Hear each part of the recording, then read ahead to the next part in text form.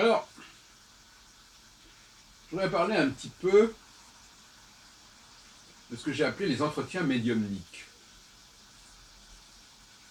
En effet, j'écoutais ce matin l'émission de Laurentin sur France Culture, Manu Laurentin, qui disait qu'il y avait des youtubeurs. Moi, je suis un youtubeur de ma façon, j'ai une chaîne de télévision sur YouTube, la chaîne de la subconscience. Les youtubeurs qui faisaient de l'histoire à leur façon, et qui notamment faisaient parler des personnages historiques. Par exemple, ce matin, c'était à propos de la première croisade, Urbain II, Geoffroy de Bouillon, l'empereur de Byzance ou de Constantinople, on voudra, ou bien tel chef arabe, etc., ou turc. Et moi, je me disais, finalement, moi, j'ai fait à peu près la même chose, mais d'une autre façon. C'est-à-dire que moi, j'ai carrément demandé à des médiums de faire parler des personnages du passé. Je pense à Nostradamus, je pense à Theodor Herzl, je pense à toutes sortes de personnages que vous pouvez trouver d'ailleurs sur Internet, sur YouTube. Jacques Heilbronn, entretien médiumnique avec X, Y, Z. Et vous me direz que c'est de la haute fantaisie. Non, je ne pense pas que c'est de la haute fantaisie.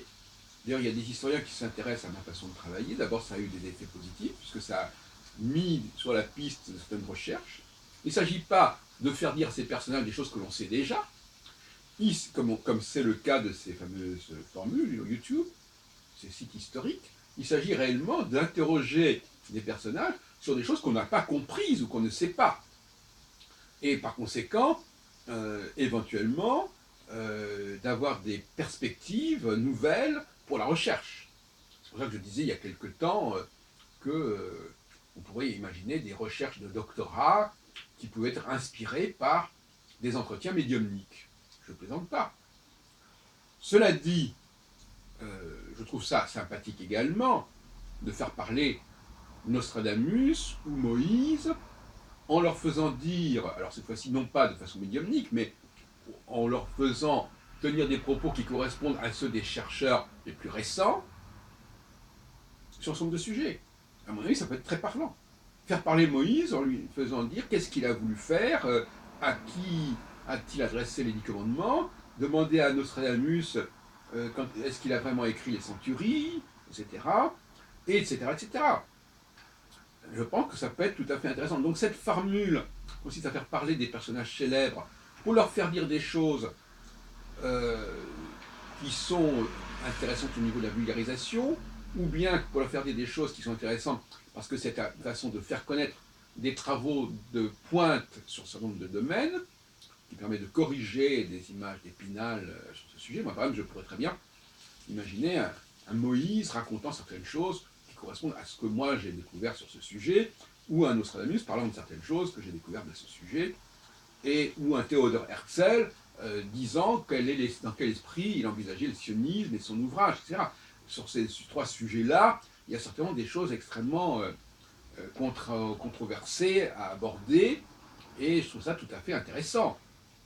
Dans le cas de Moïse, pour résumer un peu le champ que je pourrais imaginer, il faudrait dire à qui adressait-il les 10 commandements, est-ce que dans quel contexte il les a adressés. Je me demande même d'ailleurs si, à cette époque-là, ce n'était pas déjà des commandements beaucoup plus anciens dont on avait perdu la véritable portée, parce que j'ai dit dans une présente vidéo que ces commandements ne font guère sens tout seuls, puisque c'est des commandements qui correspondent à un état autarcique de la société, où il ne faut surtout pas s'appuyer sur autre chose que ses ressources propres, que les ressources propres de cette société.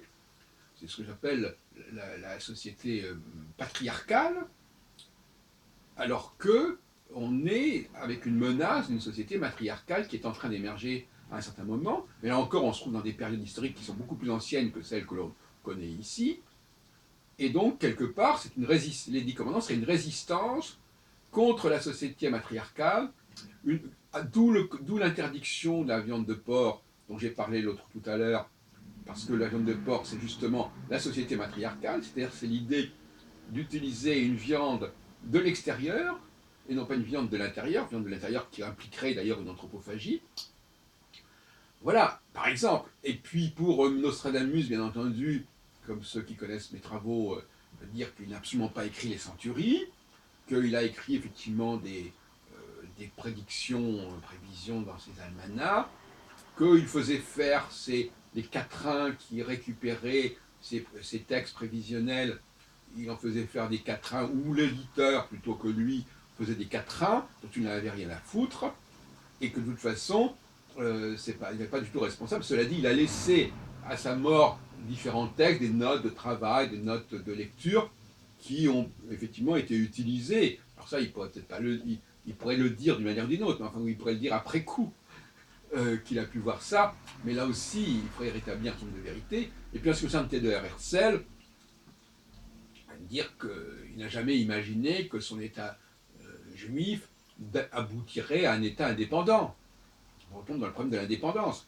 Il s'agissait d'inscrire cet État au sein d'un ensemble, au sein d'un empire. Lui-même était citoyen de l'Empire austro-hongrois, il savait de quoi il parlait. Il voulait bien aussi que ce soit inscrit au sein de l'Empire britannique, ou ça aurait pu être aussi bien au sein de l'Empire français, mais il n'était pas question pour lui d'inscrire un État comme celui-là, l'État juif, dans une sorte d'autonomie et d'autarcie. Ça n'avait aucun sens. Donc, la création de l'État d'Israël est un contresens. Est un contresens à moitié, puisque c'est l'ONU qui a décidé de cette création, mais l'ONU, ça n'est pas un empire à proprement parler. Et donc, l'ONU n'avait pas l'autorité pour protéger cet État d'Israël. Et c'est pour ça qu'il y a eu la guerre en 48-49 sur le terrain. Bon, si l'ONU avait eu l'armée adéquate, s'il s'était donné les moyens militaires pour faire respecter cette résolution de l'Assemblée générale du 29 novembre 1947, les choses auraient été tout autres. Donc il faut inscrire l'État hébreu, quel qu'il soit d'ailleurs en Argentine ou en Palestine ou ailleurs, dans le cadre d'un empire qui a les moyens de réguler et de maîtriser les tensions au sein de son empire, notamment en l'occurrence les tensions entre le monde arabe et le monde juif, et on voit bien qu'il y a eu là une carence monumentale. Il est certain que quand par exemple Herzl s'adressait au sultan de Constantinople, ou d'Istanbul si on préfère, il partait du principe qu'il demandait au sultan non seulement l'instauration d'un foyer, ou appelez ça comme vous voudrez, mais il demandait la protection par le sultan de ce foyer. Hein. Et d'ailleurs, quand les Britanniques ont reçu le mandat sur la Palestine, ils avaient, bien entendu, l'instruction de protéger ce foyer juif, de ne pas le laisser à lui seul, à tout seul. Voilà. Donc voilà un certain nombre de réflexions que je ferai, qui permettraient, en campant des personnages, on pourrait faire ça avec des spécialistes, ou moi je pourrais même éventuellement l'imaginer, il faudrait peut-être se déguiser en Herzl, en Moïse ou en Nostradamus, qui sont tous les trois d'ailleurs des barbus, entre parenthèses, soi-disant, pour faire passer un certain nombre de messages qui renouvelleraient les représentations.